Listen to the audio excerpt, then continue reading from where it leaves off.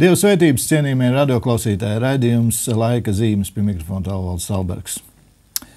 Šodien būs ļoti interesants raidījums, jo mēs runāsim par vienu no laika zīmēm, mūsu laika zīmēm. Studijā sveicinu no Rīgas Meža parka un Baldonas evaņģelisko luterisko draugu mācītāju Rolandu Eimani. Sveicināti!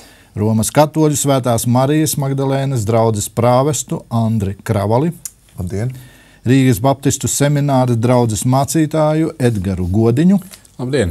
Un Latvijas Vasaras svētku draugu apvienības bīskapu Jāni Ozolinkeviču. Labdien! Lasīšu no apustuļa Pāvila pirmās vēstules korintiešiem 14. nodaļas, sākot ar 34. pantu līdz nodaļas noslēgumam. Sievas, lai draudzes sapulcē cieš klusu, kā tas parasts visās ticīgo draudzēs. Jo tām nav atļauts runāt, bet jābūt paklausīgām, kā arī bauslība nosaka.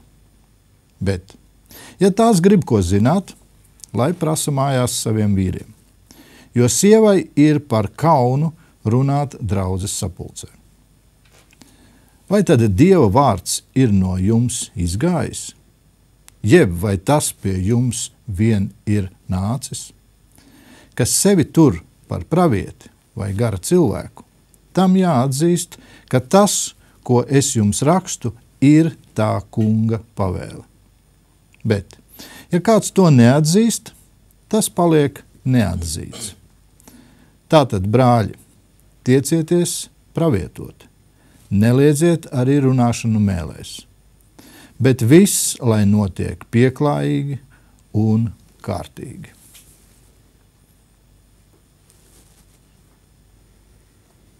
Pieklājīgi un kārtīgi. Jā, kā jau raidījuma sākumā sacīju, viena no laika zīmēm ir mūsu laiku zīmēm ir tā, ka faktiski šo te pantu mēs varētu ņemt pilnīgi ārā. Viņš netiek ievērots ļoti daudzās draudzēs. Ko darīt? Kas tādu par jauno laiku zīmi? Kā jūs uz to skatāties? Protams, varbūt, lai Dieva vārdu labi izprastu, ir jāņem vērā konteksts. Un, ja mēs aiziet uz jūdu sinagogu, tad mēs, protams, saprastu labāk, kur sēž jeb stāv sievietes, un patiesībā, tā lūkšanas telpā viņas nav. Viņam ir tāds balkoniņš, līdzīgi kā mums balkoni baznīcā, un tur ir vieta sievietēm un bērniem.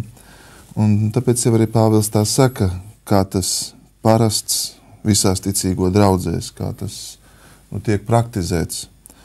Un, protams, ir jāņem varbūt vērā tā laika konteksts, bet tāpat laikā tas nav tikai laika konteksts, jo šeit ir ļoti skaidra atsauce uz Dieva gribu, uz kunga bauslību, un arī Pāvils, citējot radīšanas grāmatu, vairāk kārt ir sacījis, ka katra vīra galva ir Kristus, bet Kristus galva ir Dievs, un tad viņš jau, mēs par to iepriekš bijām daudz runājuši, pasaka šo kārtību, šos principus ģimenē. Tu aizmirst pieminēt arī, kas galva ir sievai. Jā, es pie tā gribu nonākt, jā. Un arī turpat Pāvils korintiešiem saka tā, jo vīrs nav radīts sievas dēļ, bet gan sieva vīra dēļ. Tātad viņš atsaucās uz radīšanas kārtību un domāja, ka tā ir mums jāpatur prātā, un pat ja sabiedrība bieži vien grib pārkāpt pāri un teikt, ka arī vīrs var būt labs aukle bērnam, arī vīrs var tikt galā ar mājas darbiem, tas vēl nenozīmē, ka viņš pilnā mērā var izpildīt to sūtību, ko Dievs viņam ir paredzējis. Es tik daudz ievadam. Jā, lūdzu, ievadam. Mums jāsaprot vēl vienu patiesību, kā Dievs radīja sievu Ādamam. Viņš neradīja sievu viņam kā verdzeni, bet kā palīgu. Un arī tas mums ir jāņem vērā, vērojot šīs lietas, un šie raksturvieti ļoti interesanti. Par to ir milzuma daudzlauku šķēpu, strīdi, problēmas, un man liekas, ka dažreiz mēs šo lietu pa daudz sāsinām, un mēs nespējam aptvert patiesību, jo darām, kā gribam, runājam, kā gribam visu laiku. Jau no senatnes ir sievietes, kuras darbojas draudzes laukā. Mēs pat varam atrast Bībelē vārdus sievietes, kuras darbojās, kuras ir draudzes kopējas. Tātad jautājums ir par to, ko tad viņas darīja un ko viņas runāja vai nerunāja. Bet šis teikums, šis pants ir ļoti interesants un varētu teikt tā, cik komentētāji tika viedokļi par šo pantu. Vieni saka, pilnīgi jāklusē.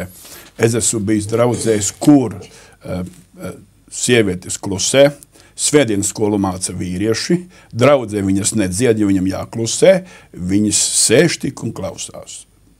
Viņi uzskata pilnīgi, viņam jāklusē, tātad nedziedāt, nemācīt, jo apostols Pāvils Timotejam saka, bet sievai es mācīt neļauju. Tātad bērnus mācīt svētdienas skolā nevar, un tas ir ļoti interesanti. Es skatījos un domāju, viņš saka, jā, mēs pilnīgi to atzīstam, mēs pilnīgi pie tā turamies. Un rezultāts, tavuprāt? Rezultāti tādi paši kā visur. Starpība nav. Jo Dievam nav ne vīrietis, ne sieviete, Dievam ir cilvēks, kurš viņam ir nodevies. Nu, par to mēs vēl parunāsim. Jā, Edgar, lūdzu. Jā, nu ir jau tādi panti, kur tā ir diezgan tādi uzreiz izsauc tādu domu, jā, nu kā tas ir, bet var jau būt, ka tiešām nevar ņemt tik tieši vienu pantu, jo piemēram, mēs izlasām psalmos, ģeķis saka savā sirdī, Dieva nav. Mēs jau nevaram teikt, ka Bībele raksta par to, ka Dievs nebūtu. Vai arī Jēzus saka, jums nevienu nebūs saukt par savu tēvu, jo jums ir viens tēvs debesīs. Bet tajā pat laikā mēs lasām vēstulēs vairākās vietās, kur tiek minēts tēvu vārds, uzdevums un tā tālāk. Ir kādi vārdi, pie kuriem nevaram laikam tā uzreiz tieši, burtiski. Tas ir pateikts, tas tā ir, tur ir jāskatās. Bet nevarētu arī, man liekas, šo jautājumu tikai nobīdīt kā kultūras jautājumu, bet tas ir arī teoloģisks jautājums. Katrā ziņā tā šķiet, ka Jēzus atvēra sievietei citas iespējas, kā tas bija līdz viņam. Līdz ar to jaunajā derībā sievietei ir citas iespējas. Pāvils viņus aizver ciet? Bet Pāvils mēģina, man liekas, mazliet regulēt to, kas varbūt sākās ar tādu, es nezinu, man nav neviena fotogrāfija no pirmām draudzēm, bet vai sievietes neaizrāvās pa daudz mazliet savā brīvībā. Un tādēļ Pāvils ieliek kādas robežas, bet droši vien šī sarunā mēs nonāksim apmēram pie tā virziena, kādā sievietēm vajadzētu būt ar jaunās derības draudzē šodien. Jā, es atceros Norvēģu zemē, pie zobārstes gāju, ļoti izglītota sieviete, un kad viņi uzzināja, ka es studēju apostulu Pāvilu, un tad viņi tā ieplēt acis, kā, mēs tā labi sapazināmies, tā jauka bija. Viņi tā pārsteigja, kā Pāvils tā ir pret sievietēm un ko. Un tā, ka es viņai pacitēju Pāvilu, vai viņi zina, ka, piemēram, Pāvils saka, ne vīrs bez sievas, ne sieva bez vīra ir kas kā tā kunga draudzē, vai viņi zina to, ka Pāvils saka, kā sieva no vīra, tā vīrs no sievas, piesaugdams to, ka radīšanā sieviete tika no vīrieša radīta, bet mēs visi esam radušies no sievietes, pat Jēzus Dieva dēls izvēlējās caur sievieti ienākt pasaulē. Un tā, ka viņi to uzzināja, viņai tā iepletās acis, viņa bija ļoti pārsteigta. Un te arī par to izraušanu no konteksta mēs aizmirstam to, ka Pāvils savā laikmetā un patiesībā visos laikmetos, ja vīriešiem dikti sakāp galvā tā, ka viņi tur pasaka sievas, lai cieši klusu vai ko, tad uzmanīgi lasot Pāvilu, paši tie vīrieši sapratīs, ka sieviete Dieva darbā un Dieva plānā spēlē ļoti nozīmīgu, izšķirošu, un nekādā ziņā mēs nevarēsim uz svariem uzlikt, kurš tad tagad svarīgāks Dievam izglābt kādu sievieti mūsu tautā vai kādu vīrieti mūsu tautā. Ja? Tā kā to Pāvils ļoti cīnās. Par ko šeit ir runa? Par to, ka, un ļoti svarīgi to vārdu, viņš ir ļoti jocīgs teikums īstenībā, tie retoriskie jautājumi, vai tad Dieva vārds ir no jums izgājis? Patiesībā, viņus tā grūti saprast ir šos jautājumus, bet Pāvils saka, un šeit viņš atsaucās uz pašu sludināšanas momentu. Tas ir Dievs, kas runā. Nevis cilvēkam ir sakrājies un viņš grib izrunāties. Tas ir Dievs, kas runā. Nākamais, ja Dievs runā, tad mums ir normāli, ja mēs tam ticam, ļoti jāseko dažādām instrukcijām, kā viņš pats ir izraudzījies, kā viņš runās.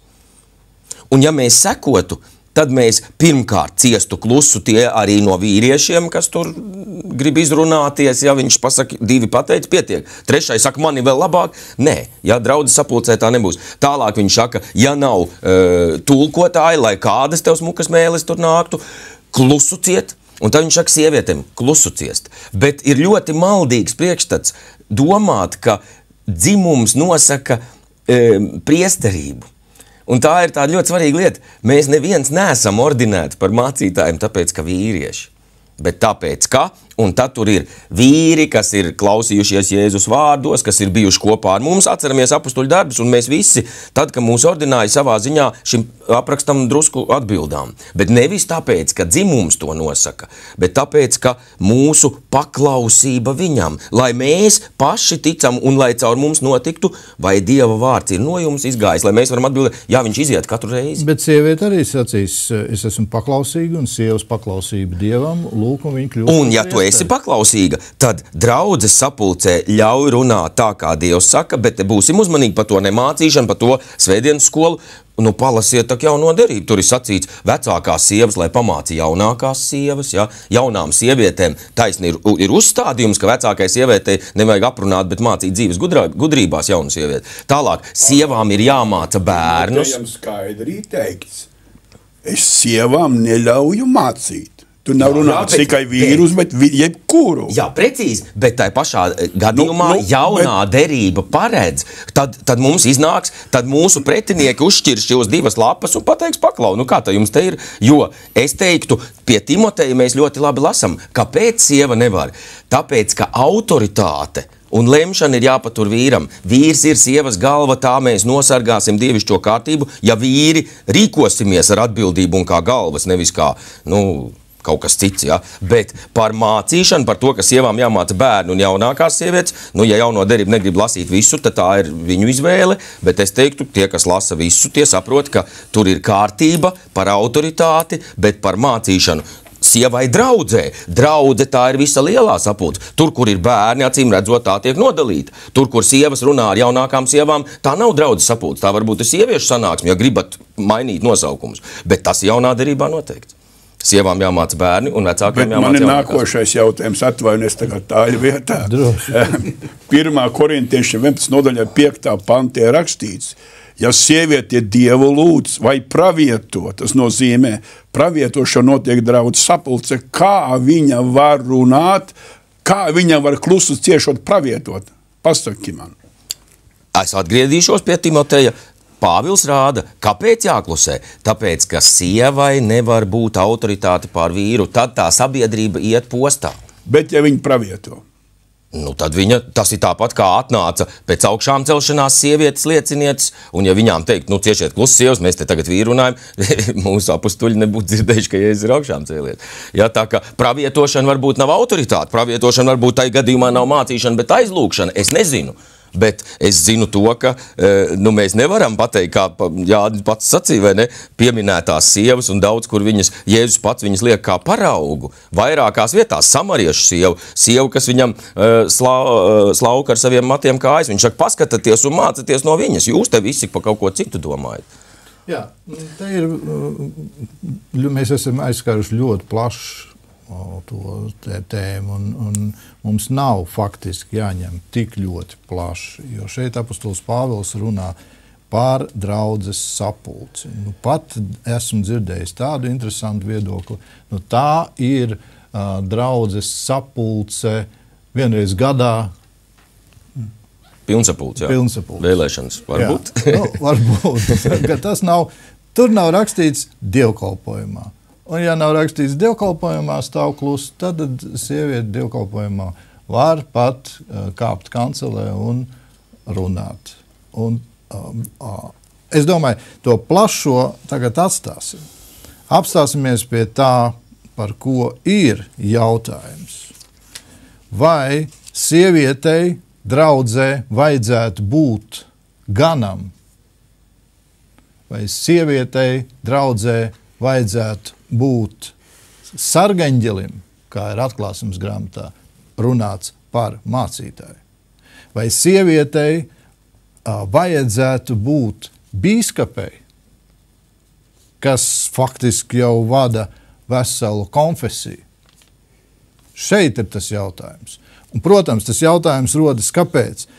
Sākot ar to vismazāko. Ja es varu kāpt kancelē un runāt, un sprediķot, un teoloģiski sacīt, mācīt. Teoloģiski mācīt. Atstāsim tagad visas pārējās mācību variants.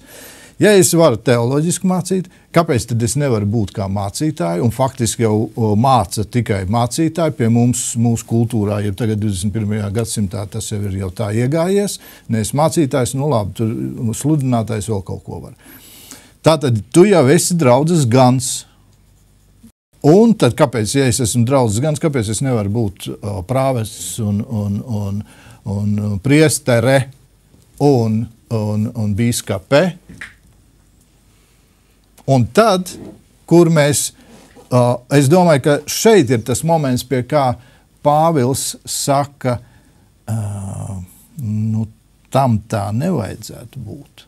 Jūs sakat, ka tas ir labi, ka tas tā var būt?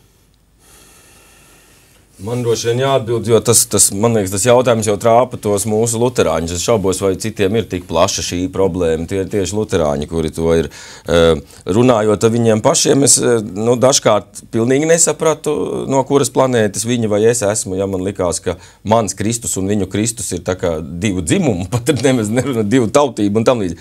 Bet dažkārt es dzirdēju arī tādu...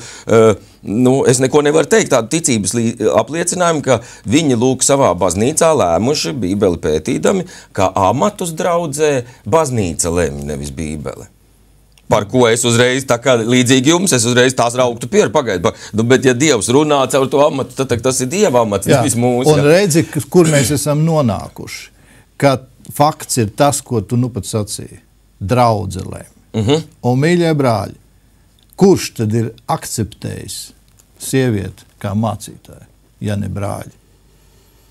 Kurš tad ir akceptējis sievietes kā bīskaps, jeb kā priesteris, jeb vēl ko, ja ne brāļi? Bet nākošo lietu ir patiesība vēl viens jautājums. Tagad, kas ieceļ praviešu uz draudzē? Dievs. Un ja sieviete ir pravieto draudze, tad viņa ir iecelta no Dieva kā praviete, kura paziņo Dieva gribu draudzē. Konkrēti un noteikti uzņemoties visu atbildību par to, ka tā saka Dievs. Un tu gribi sacīt, ka līdz ar to viņai ir dot iespēju, viņi var tev kļūt par tavas konfesijas mācītāju, un tu viņus ordinē. Noteikti. Cik daudz tev ir jau tādas? Pietiekoši daudz. Cik daudz, ka luterāņiem nav. Man, teiksim, nav teoloģijas doktoru, kā luterāņiem, kuri saka, ka sieviete nevar būt, un nevar mācīt, bet ir teoloģijas doktori, kuri māca. Un man tik daudz nav. Man liekas, vai nebija tur arī tajā laikā viena problēma, kas tagad ir mazāk, un tomēr mazliet arī līdz tā nāk, un proti tajā laikā jau sievietes stāvēja diezgan tālu no izglītības. Vīriem bija izglītība durvis vaļā, sievietēm tā nebija, un viņas vairāk savu mācību saņēma no atklāsmes, no tādas pravietošanas piepildījuma. Un kā zinām, ka kāda garīga doma savienojas ar cilvēku domu, tad viņa vairs nav pilnīgi tīra doma. Tur jau ir dažādi cilvēku piejaukumi klāt. Un tā pieredze jau rāda to, varbūt arī, ko Pāvils tad saskatīja, ka ir jāskatās viens ir, kas ir kā Bībele, Bībeles vārds, Dieva vārds savā kontekstā, savā burtā un garā. Un cits ir tas, kas, tā sakot, ienāk prātā, ko man šķiet, ko Dievs man ir atklājis. Un man liekas, ka šajā ziņā vīrieši ir drusku stabilāk uz kājām kā sievietes. Iemesls, kāpēc tam? Tādēļ, ka tā ir sieviešu būtības konstrukcija pilnīgi savādāk. Vīrieši ir vadoņi, vadītāji. Viņi zina, kur iet, un viņi vada. Sievietes vairāk ir emociju cilvēki. Viņi vairāk... Viņas grib pakļauties, un emocijas ne katreiz ir labākais veids, kā vadīt lietas.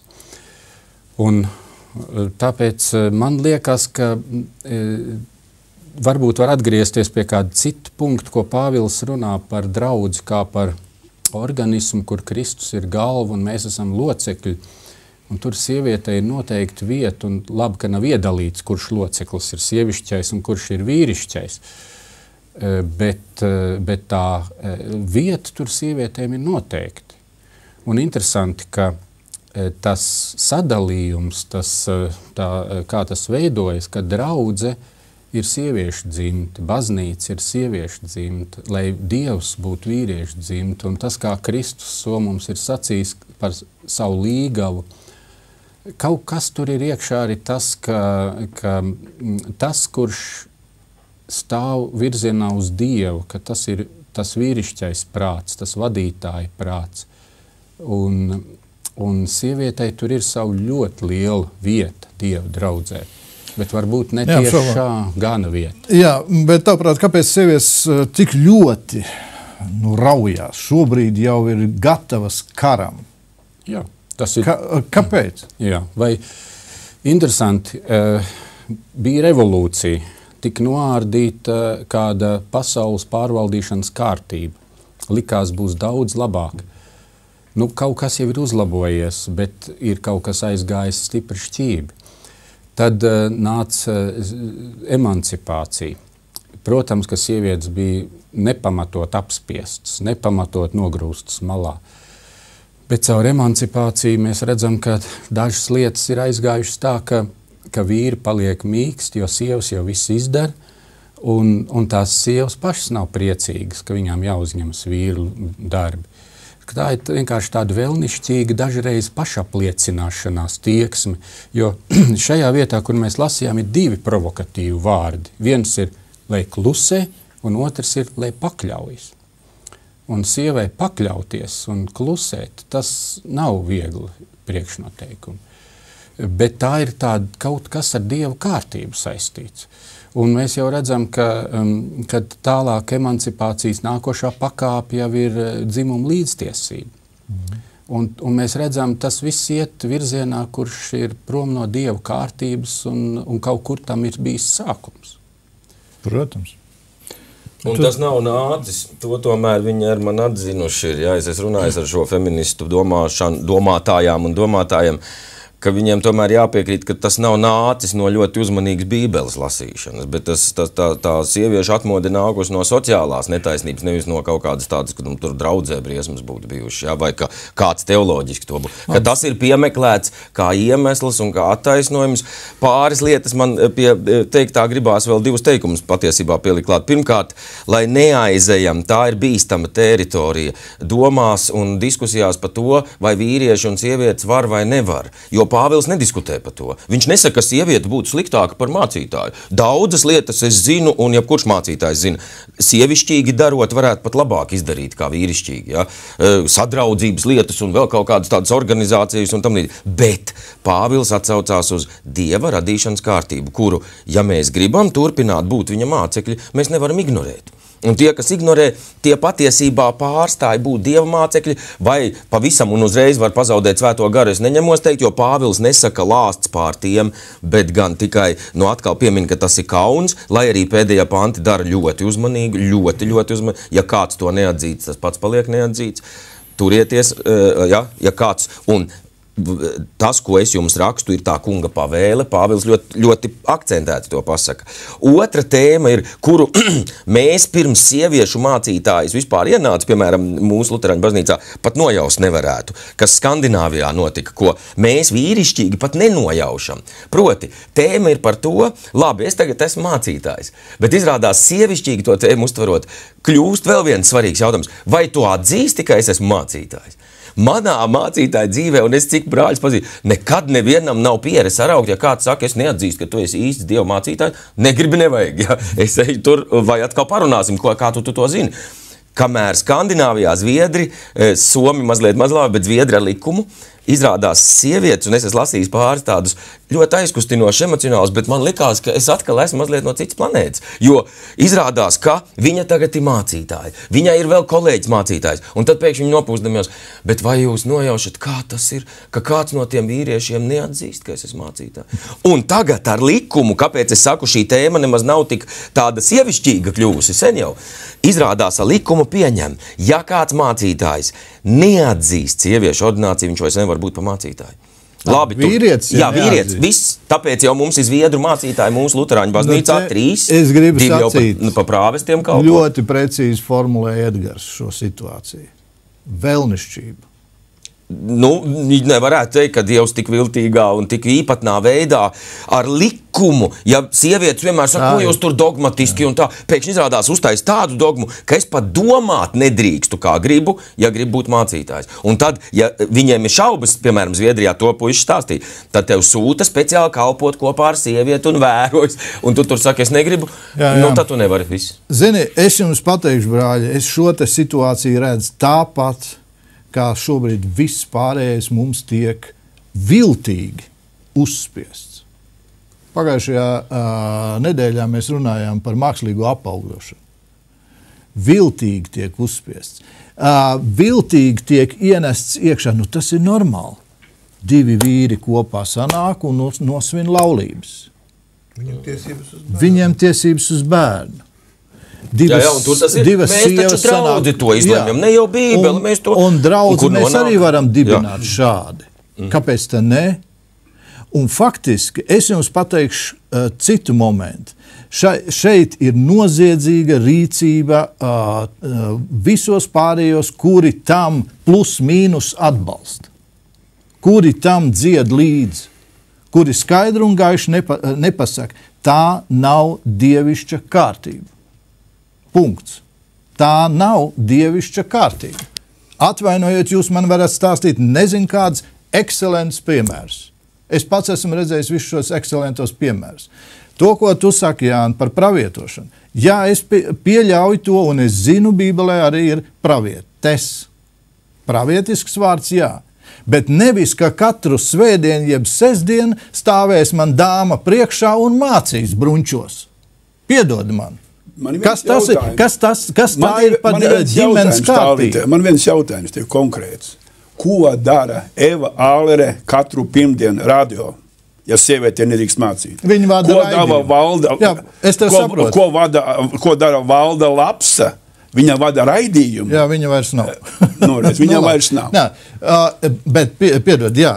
Ja runa ir par to, ka jāklusē un ka nevar mācīt, un pagājušo reizi es tā viltīgi izmetu jautājumu, un man pateica, ka tā ir draudze, radio draudze, tātad sievietei radio draudze jāklusē, un tev jāpieņem darba visi vīrieši. Sorry, tad mēs runāsim savādāk. Lūdzu, es tev atbildēšu, tūlīt es došu vārdu Andrim. Lūdzu. Pirmkārt, ļoti svarīgi, lai šis raidījums neizvēršas kaut kā vairāk tā kā pret sievietēm. Es nāku no draudzes, kur sieviete ir draudzes aizbildne Marija Magdalēna. Es mīlu savus vecākus, savu mammu. Es redzu, ka Jēzum sekotāju pulkā bija ļoti daudz sieviešu, kas viņus pavadīja, un pie krusta viņi bija vairāk. Es redzu īpaši Marijas lomu. Un es domāju, varbūt par tām sievietēm, kas kā mācītājas ordinētas tagad klausās. Un es domāju, ka viņas dara skaistu darbu cietumos, slimnīcās, un Dievs ir piešķīris daudzas dāvanas.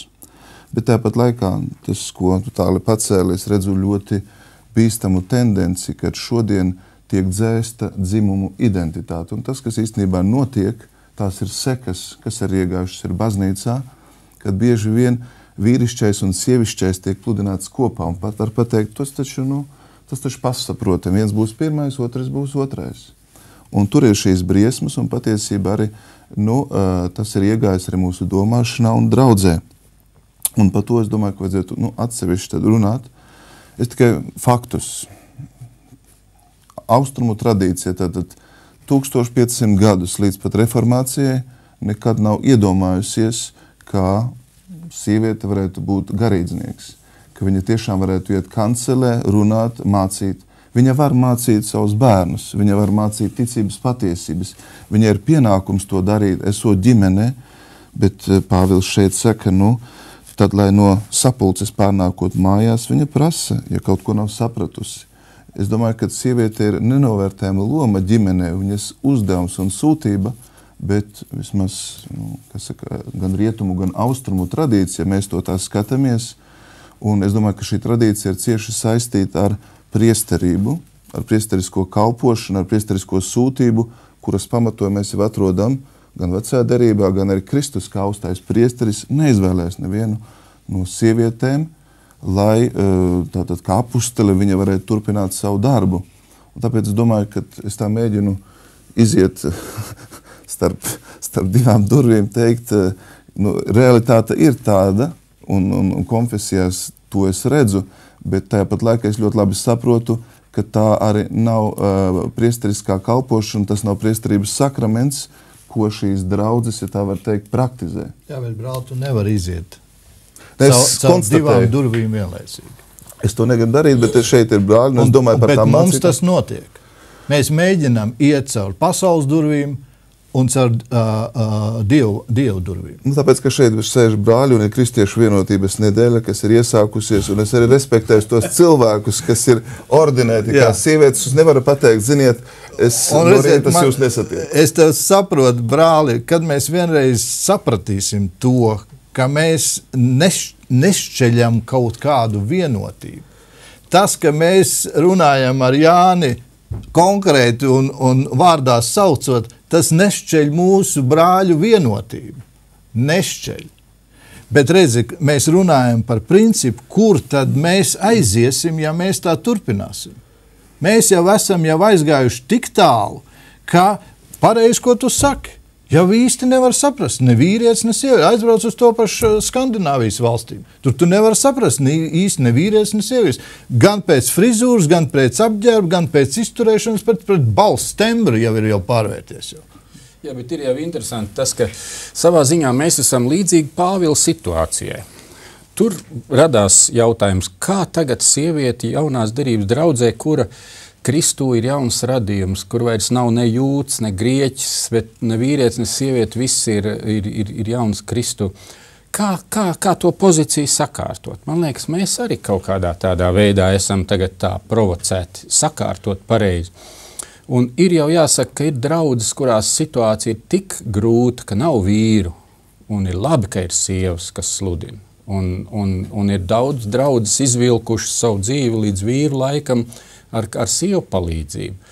Otrs ir tas, ko mēs tur varam teikt, ja Dievs savā suverēnā vadībā kādas sievietes vada iegūt teoloģisko izglītību un vadīt jauniešus vai svētdienas skolu vai kādas grupas. Sievietes, kuras viņas ir atšķirīgas. Viena daļa ir tādas, kas tiecās, raujās, man vajag pierādīt, man vajag apliecināt, man vajag sasniegt, un lai visi to redz. Bet ir arī tādas, kuras neraujas, bet Dievs viņas vienkārši vada kādam mērķim pretī. Tā kā man liekas, ka tur tas jautājums no vienas puses ir diezgan tāds skaidrs, no otras puses tāds meklējošs. Ko tur skaidrībā meklēt, es nesaprotu. Ja ir skaidrs, tad ir skaidrs. Turklāt, redz, ar šito par to runāšanu un sludināšanu par to, ka sieviete varētu lasīt rakstus balsī vai kādu klusībā, to mēs arī bija laikmeti, kā arī par to diskutēja, vai drīkst vai nē. Tagad mēs saprotam tomēr, lai arī mēs laikmetam līdzi neejam, tai pašā laikā šodienas paudzē, nav vairs tāds jautājums, kā sieviete drīkst lasīt Bībeli, tā nav sievietē rakstīt. Ja, bet bija arī tāds laiks, ja, tāpēc mazliet to laikmetu ignorēt. Kristus arī saka, jūs esat pasaulē, bet neesat no pasaules. Ja? Un tādā ziņā es piekrītu ar Andrim, ja kāds ticībā ir gājis un ticēdams Jēzum, un nav izlasījis varbūt tās rindas, vai izlasījis citas, kuras viņam ir vairāk uzrunājuši.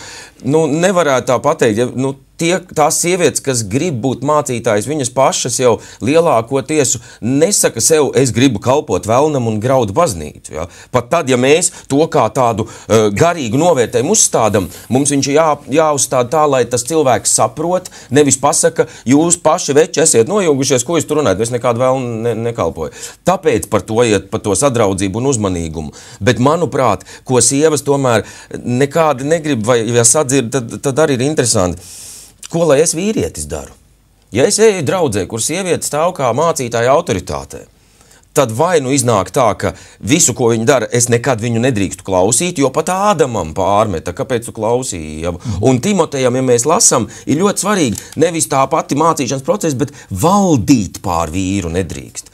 Tad varbūt tā sieviete ir tāds gans, kuram neviens neklausa un nav jāklausa, cita lieta. Bet ja viņa man aicina, Rolanda, tu kā draudz locekli, nezodz vairāk. Un ja es eju mājās un domāju, viņai klausīt, es nonāku, lai viņa man palīdz tā sieviete, bet es nonāku pretrunā. No vienas puses, Dievam ir jāklausa, no otras puses, ja es sievai klausu, es runāju pretī tam, ko Dievs man ir pavēlējis. Trenēties, mācīties būt īstam vīram.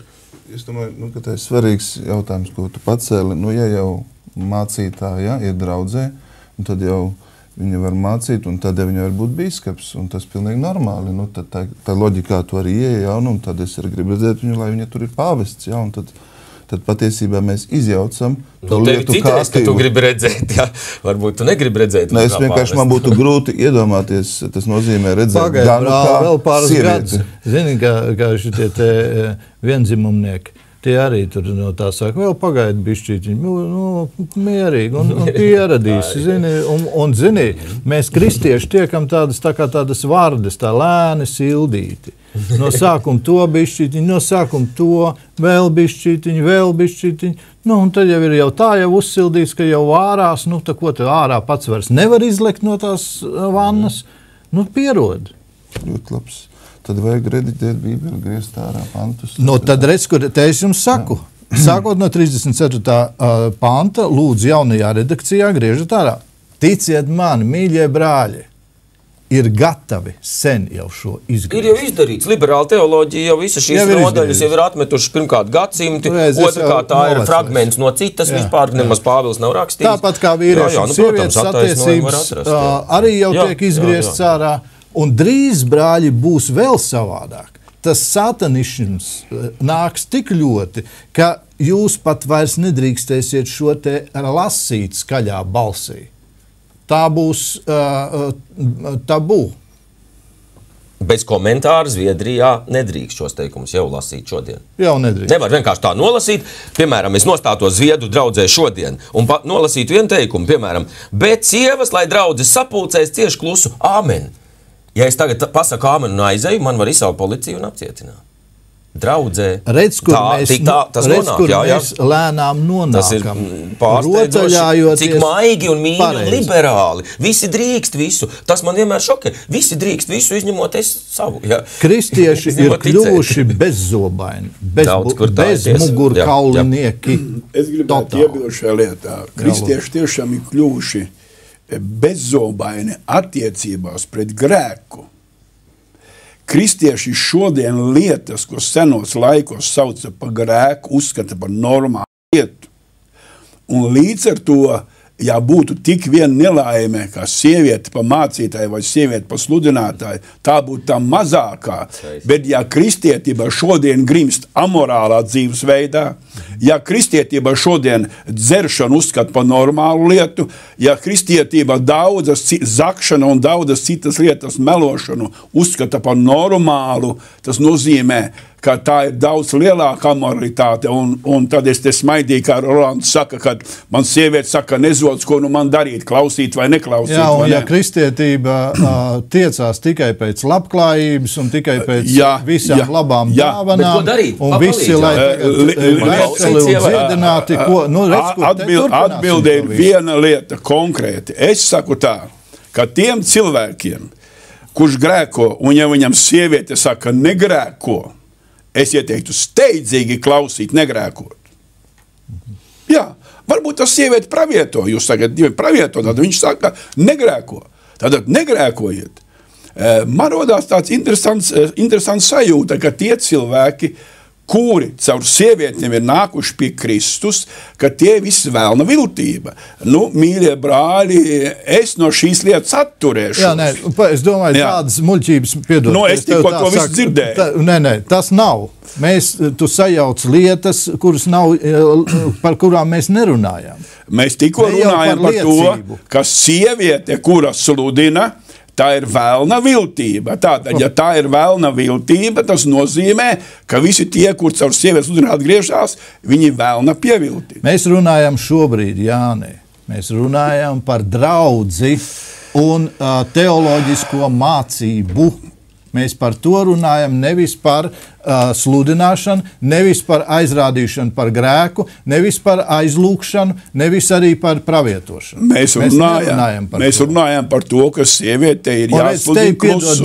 Piedod man, te ir tas, ka vai nu mēs milzīgi visu vispārinam un tad nogriežam visu tā farizeiski, es tev gribu pat sacīt, pilnīgi līdz ar zemi, vai nu atkal pieķeramies tai vienai tikai. Abas puses ir grāvī. Es domāju, ka šī rakstu vieta Pāvils viņu ir uzrakstījis, un viņa ir uzrakstīta par kādu konkrētu noteiktu lietu, kas ir jādara draudzei, kāpēc viņš tā raksta. Ļoti žēl. Es teicu tā, ka es tikšu debesīs, es prasīšu Pāvilam, kāpēc tu rakstīji šo jautājumu tā, jo tas cēla daudz strīdus un grūts jautājums, atrisināms jautājums draudzēs. Es uzskatu, ka tas, kas sievietes kalpo šodien draudzēs, tas ir kauns, jeb kā latviski teiktu, fuj vīriešiem. Vīrieši negrib kalpot, vīrieši grib slinkot, un kas tad notiek? Bet redz, brāl, tas jau notika jau Ēdens dārzā. Jau Rolands pieminēja. Sāka klausīt sievai, sāka sludināt, sāka mācīt, sāka dot padomus vīram.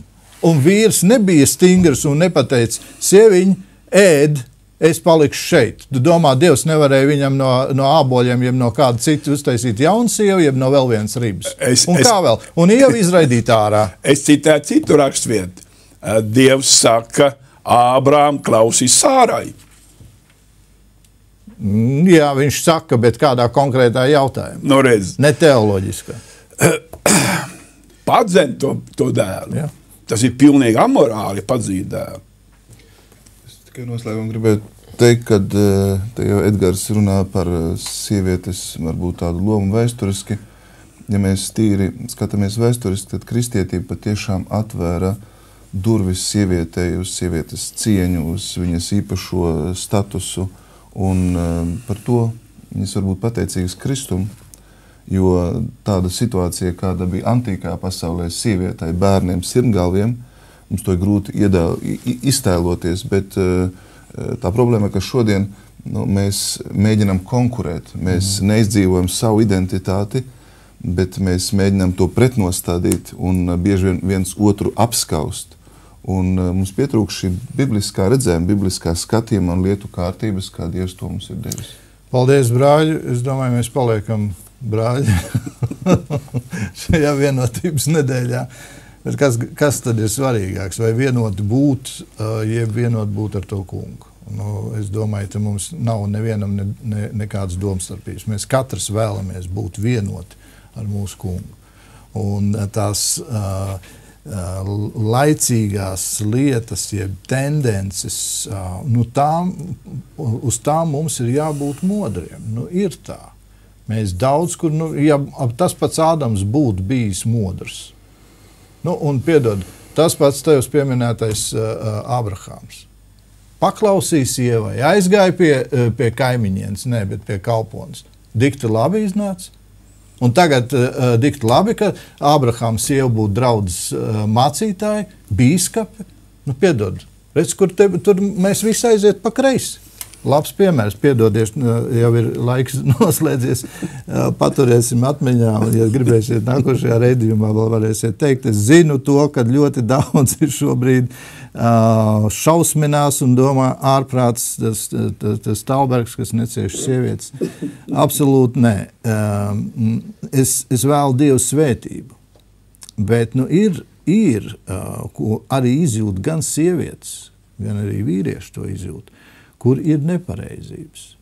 Un to spēja atklāt tikai Dievu gars. Un te mums nav ko skatīties nevienam uz otru, ne tur konfesijām, bet to, ko saka Dievu gars. Un ja Dievu gars saka nē, nu tad nē. Atbildot uz tavu jautājumu, ko es sacīju par Eva Alerti. Ja viņa nāks uz radio kā dievkalpojumu, kā pārraidi no dievkalpojuma, tas nenotiek. Un tas nenotiks. Un kamēr es šeit esmu, dievkalpojumi netiek, ir šeit izsprukuši dievkalpojumi, kurās ir mācījušas sievietes, bet tas nav pareizi. Un tas turpmāk tā nenotiks. Lai Dievs jūs visbagātīgi svētī, tiksimies pēc nedēļas, ja tas kungs mums atļaus. Visiem, gan sievietēm, gan vīriešiem. Visu labu!